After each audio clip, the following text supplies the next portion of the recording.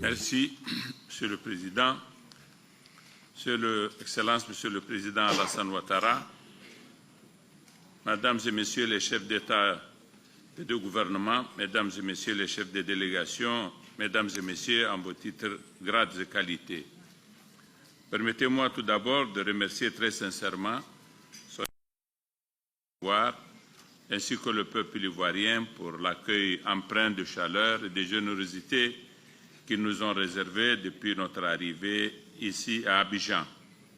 Mesdames et Messieurs, nous sommes réunis pour échanger sur les défis énormes auxquels est confrontée notre humanité.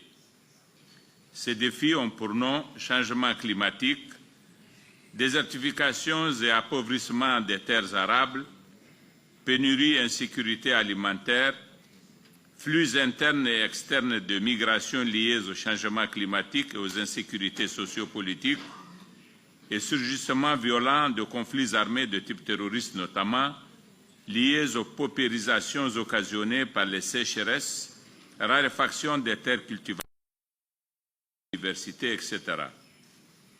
Les principales causes de l'aggravation tragique de ces fléaux demeurent la désertification continue et la dégradation des terres arables affectant gravement notre planète.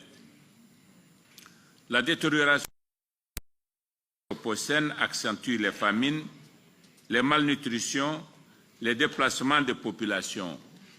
Elle engendre des tensions sociales et communautaires produisant de l'anomie sociale.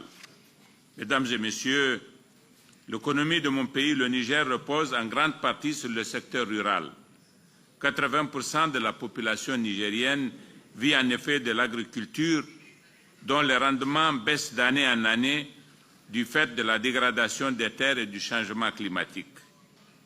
Il nous faut donc concentrer nos actions dans la restauration, l'entretien, le réaménagement, la gestion durable et solidaire des terres arables afin de renforcer notre résilience au changement climatique, sécuriser nos ressources en biodiversité, améliorer notre sécurité alimentaire, générer des revenus et des emplois au profit du monde rural et ainsi permettre de combattre efficacement les migrations irrégulières et la violence.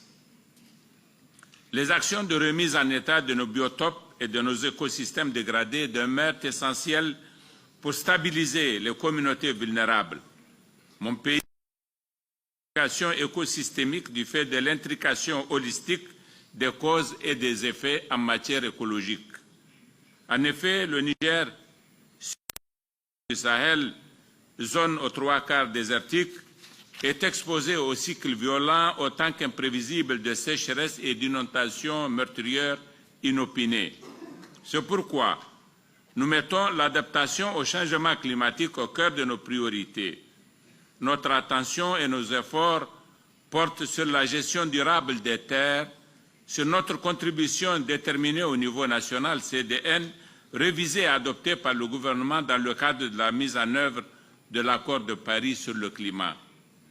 Mesdames et Messieurs, afin de rallier les communautés, surtout rurales, à cet élan de restauration des terres, l'évaluation systématique des biens et des services environnementaux de nos écosystèmes restaurés est requise pour les rendre plus lisibles dans notre économie nationale.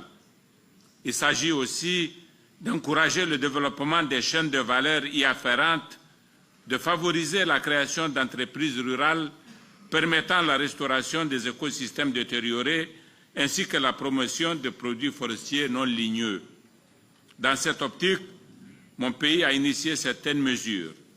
Il me plaît d'en mentionner quelques-unes.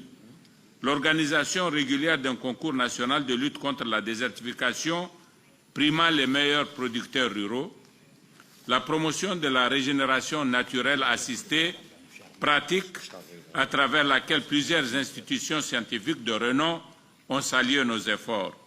Depuis 2011, nos services sont engagés dans la restauration annuelle de 213 000 hectares de terres pour combler la perte annuelle de terres arables estimée à 100 000. Mesdames et Messieurs, le thème central de la COP 15, à savoir terre, vie héritage de la rareté à la prospérité, appelle donc de notre part à plus d'engagement et de prise de conscience pour adopter des modes de production et de consommation solidaires et durables afin de léguer aux générations futures des terres fécondes, productives et porteuses de vie. Mon vœu le plus ardent est de voir le présent sommet proposer des solutions outillées en vue de donner plus de sens et de contenus opérationnels à la décennie de la restauration des écosystèmes 2021-2030 adoptée par les Nations Unies. L'initiative de la Grande Muraille Verte, à cet égard, est une opportunité pour contribuer efficacement à la réalisation des ambitions de cette décennie et de la table ronde de Paris de janvier 2021.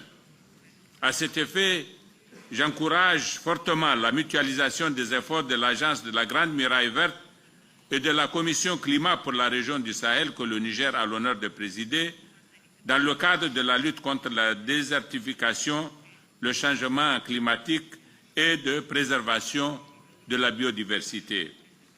Pour matérialiser ces ambitions, mon pays se propose de planter 500 millions d'arbres chaque année et de restaurer 1 million d'hectares de terres dégradées en vue de séquestrer 2,5 millions de tonnes équivalent carbone.